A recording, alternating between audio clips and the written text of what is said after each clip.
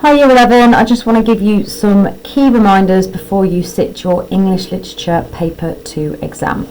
So the first thing that I'm going to run through quickly is just when I'm referring to assessment objectives, so the AOs, what each of those mean. So the first one we have is AO1, and that is about you answering the question. So within each of the questions there will be a kind of a keyword or phrase that you're given, and the best thing you can be doing with that is identifying that keyword or phrase and then thinking about synonyms for that keyword.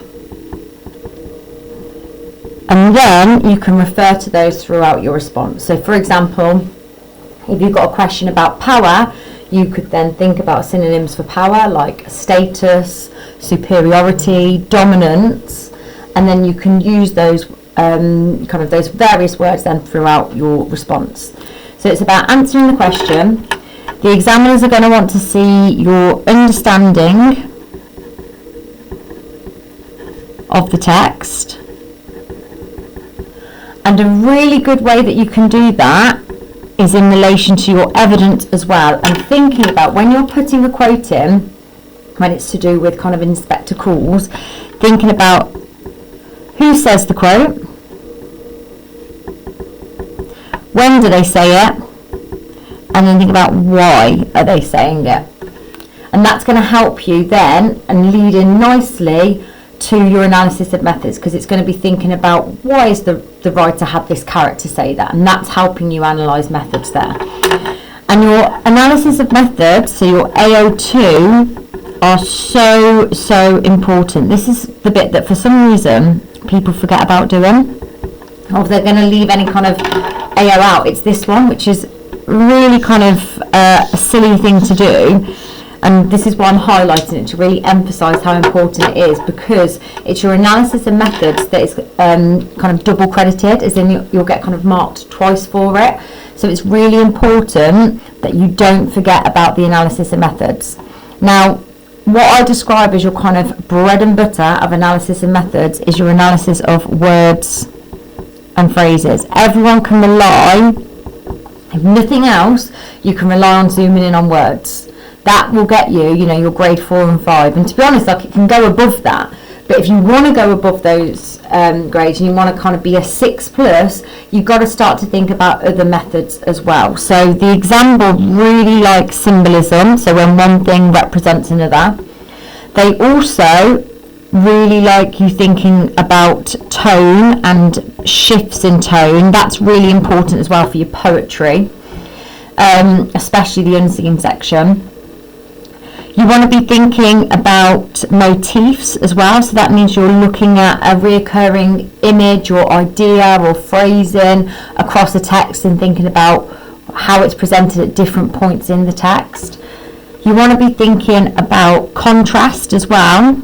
So contrast is your differences, and that may be that a character and another character contrast each other within a moment, but it may well be how a character at the beginning of the play contrasts how they are at the end of the play. So you're looking at contrast across the text as a whole. That's what your kind of higher grades are going to do. Your grade 6+ are not just going to look at contrast in a moment, they will look at contrast across the text as a whole. Another thing that you could think about are parallels. So that's your similarities. So why are characters presented in a similar way? So if there are parallels between Gerald's behaviour and Eric's behaviour, why would Priestley have wanted to do that with the young males in society? Why demonstrate that there are parallels between their kind of exploitative behaviour?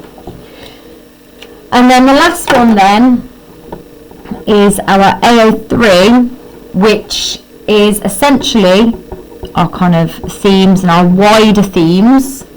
So not just about what the question is, but those wider themes connected to it. So if you get a question on power, it's thinking maybe about how gender links to power, or how society or class links to power as well. So it's connecting wider themes to the question, and that for grade 4 or 5, that is enough to focus on themes.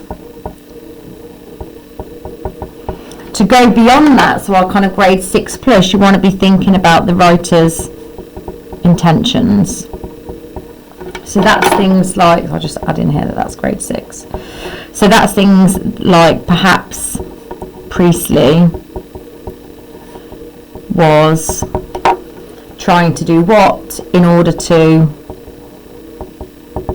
do what.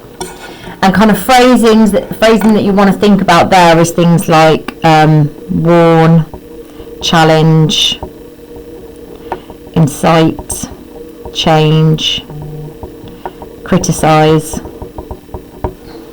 That's all kind of vocabulary that you want to use there when you're thinking about the writer's intentions. So the first section that you will get is your section A, and that is an inspector calls. Now with an inspector calls, you don't get any extract or anything, but you get 2 questions. You are only going to answer 1 of those questions. The reason why capital letter, changed the colour, underlined it 3 times is because every single year I say this and we still have people who try and answer both of them. You will only ever have one of them marked, so it's an absolute waste of your time to try and answer both of them. It's just not necessary at all. Now the questions that you will get, it is likely, that you will get 1 character question, and there'll be 1 theme. Now it has been the case before where we've had 2 characters or 2 themes. If you get a choice of either a character or a theme, my advice to you is to go for the theme question. The reason being then is you're not limited to 1 specific character. If you go for the character question, you've got to know that character really, really well, and you've got to have all the evidence for that 1 character across the play as a whole. Whereas if you do the theme question, then you can include ideas connected to different characters. So I would say that's making your life easier going for the theme question. Then the structure of your response, what we're going to kind of expect from you is I'm going to be looking for an introduction that kind of sets out your idea or line of argument in relation to the question. I'm going to be looking at a focus on before the inspector arrives, during the inspector's questioning. Now depending on the question, you're going to do another paragraph on during the inspector's questioning, which is why the theme question is better, because you can obviously do different characters here. Or you may find that the inspector's final speech is a good one to do there. And then lastly, after the inspector leaves, so you're basically then looking at the impact that he's had there on the family. Okay, so that's going to be your kind of focus. Some of you may have time to do a conclusion, but your most important bit is that bit there. Okay, setting out that your kind of main idea, your line of argument, and then having a paragraph on different points in the play, because that means you're looking across the text as a whole, and you're able then to think about how characters change across the text as well. That's what examiners are really wanting to see, that you can then talk about how they've changed and then why they've changed as well. Okay, that's really, really important that you can do that. So then you've got section B, and your section B is your power and conflict poetry. So for the power and conflict poetry, you will be given 1 named poem. So one of the poems from the collection are going to be given to you. You then can choose your other one, so you have your chosen poem. Okay, and then when you come to do your introduction, you've got to make sure that in that introduction you name both of the poems. So that is the named poem and whatever your chosen poem is. Now remember, within the exam paper they do provide, although you don't get all the poems, they do provide a list of all the names of the poems. So I would advise you to have a little look over them, just to kind of jog your memory about what your options are, and then you can make sure that you can choose the most relevant poem to compare to the one that they give you. So in terms of the structure of your response, we've got your introduction. I then want your first paragraph to be on the named poem. So whatever the named poem is, that's what's going to be your first paragraph. Okay? And they give you the poem.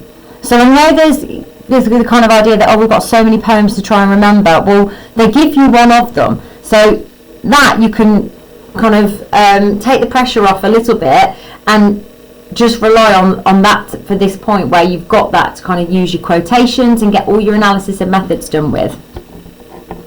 Then you've got your chosen poem. That's going to be your next paragraph. If you can remember quotes for all that chosen poem, brilliant, and then you can analyse those methods and you can put forward ideas. If you can't remember any quotes, even if you're just putting forward ideas about that poem and talk about the wider themes, that's going to gain you marks, okay? Even if you don't put quotes in there, you are going to get more marks. Okay, so obviously the ideal situation is you compare it to another poem with quotes so you can analyse methods. But worst case scenario, talk about the ideas presented in the poem and the wider themes of that poem as well. You then go back to your named poem, and then if you have time, you can go back to your chosen poem again as well. Okay? So that's going to be how the structure goes, to ensure that you're talking about both of the poems, but the main thing is making sure that you really use the named poem that they give you to go into detail with your analysis of methods, putting the quotes there. The poem is there in front of you, so make sure you use it. Now, we have at Camden something called the Super 6. And these Super 6 poems are basically poems, and there's 6 of them, that no matter what the named poem is, I guarantee you could compare it to one of these 6 poems. So my advice to you is to focus your revision on these 6 poems. And this Super 6 PowerPoint is on the English Revision Hub as well for you to go through to practice revising quotes for them as well. So the first 2 are Ozymandias and Exposure. And together they connect to the idea of the power of nature. The next 2 we've got are London and Checking Out My History, and that is all to do with the power of people. And you could also kind of connect that to identity as well. And then the final 2 are Remains and Charge of the Light Brigade. You might not have really covered these yet, and that's okay. And that is to do with conflict, specifically kind of war conflict. So my advice is to focus your revision on those 6 poems. That's far easier than trying to learn 15 poems off by heart in terms of quotations. The named poem, you are all good enough that with that named poem you can analyse it with it right there in front of you. Your comparison poem, you're going to have these as your kind of backup to lean on and rely on in the exam, because I guarantee you, no matter what the named poem is, one of these 6 poems can be compared to it 100% in a relevant way as well. So that's really, really important that it's these 6 that you are prioritising for your revision. And for right now, where you are in the year, it's these 4 here. It's the Ozymandias, Exposure, London and Checking Out My History. They're the 4 that I want you to really, really prioritise, okay, because you might not have done these just yet. Right then, the last section, the section that I think people find kind of the most daunting or worrying, it's section C, and it is the unseen poetry. Because it's unseen, I think that's why people kind of worry about it the most, but actually it's the one where people tend to do the best. And I think you've got to have that trust in yourself that you know what you're doing, and that confidence that you can do really, really well with this one. So you're going to spend in total on the unseen about 45 minutes. So you're going to spend about half an hour on the first question in unseen, because there are 2 questions in unseen. So the first one is 24 marks, and you're going to spend about 30 minutes on it. This one, you are assessed for AO1 and AO2. That's what they're assessing you on. Now, the question tells you what the poem is about. And remember, AO1 is about your understanding of the text. So the question tells you what it's about. Therefore, you can demonstrate an understanding of the text, because that gives you a big clue about what it's about. It's also then looking at your use of quotes. You get the text in front of you. Yes, you've not been taught it in a lesson before, but you get the text in front of you. So use the quotes that they're giving you as well. Making sure that you're answering the question. Now, something that we've really seen with this is having a kind of, having kind of empathy, as in understanding how other people might feel and why they're feeling that way, why they have that view on things. The examiners want to hear your opinions. They want to see what you think of these poems and your understanding of them and your interpretations of them. So really think about what that person is kind of has gone through or is going through, and their experiences and why they feel the way that they do. So thinking about empathy, thinking about feelings, that's really come through recently. That's a more kind of updated idea than has been previously, in terms of this is what they're really wanting to see there. Now for your AO2, for your methods, I really want you thinking about how does the poem begin, and how does the poem begin, and then how does the poem end, and connect those ideas to tone there. Are there kind of similarities in the tone across the text, or is there contrast? And why might that be? So that's a really good starting point. How does the poem begin? How does the poem end? And then similarly to what I've said about the other literature texts, the things that, the kind of methods that they want to see you talking about, definitely, and this connects to the idea of empathy and feelings, is the speaker in the poem. The writer and the speaker are different people. Okay, who is the speaker? What is the speaker feeling? How do we know that? So talk about the speaker and the kind of voice in the poem and what they're trying to get across. Other methods, same as what I said for in spectacles and for poetry. Symbolism, motifs, any kind of shifts. Words and phrases can always be relied on as well. Okay, that's what they're wanting to see there. You talking about those things. And then finally, we've got the last part, the unseen. So that's kind of, and this one it is out of 8 marks. So you're going to spend about 15 minutes on it. And the way that you're going to do this, because this is only assessing you on AO2 analysis of methods. That's the only assessment objective you are assessed on for this question here. So what the examiners, and basically by this point you want to make it easier for the examiner to see exactly what you're doing and to get the marks for it. So essentially what you're going to do is you're going to kind of talk about poem 1, because you've got to talk about both poems in this, so whatever the name of the poem is. So in this poem, the writer uses, tell me what method it is. Is it personification? Is it symbolism? Is it a motif? Is it contrast? What tone? And then when you've done that,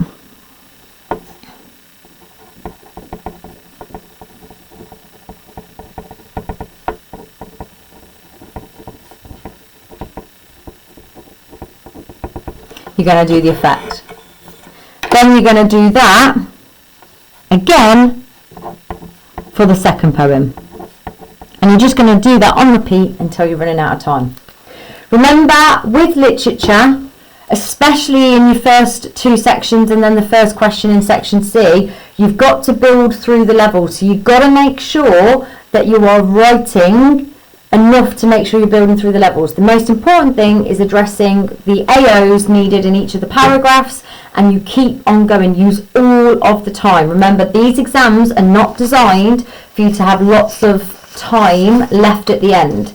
It's all about those marginal gains. Every mark matters because that is the difference between grades. Remember that, okay? On language, it was the difference of 5 marks between each of the grades on that one paper. So you've got to make sure you are getting every single mark possible, so you're working right until the end of the time in the exam. No one should be resting. Even if you're not writing, you need to be checking your work. That is so important. Is there an opportunity to analyse a word that you've missed? Have you missed out labelling what the method is?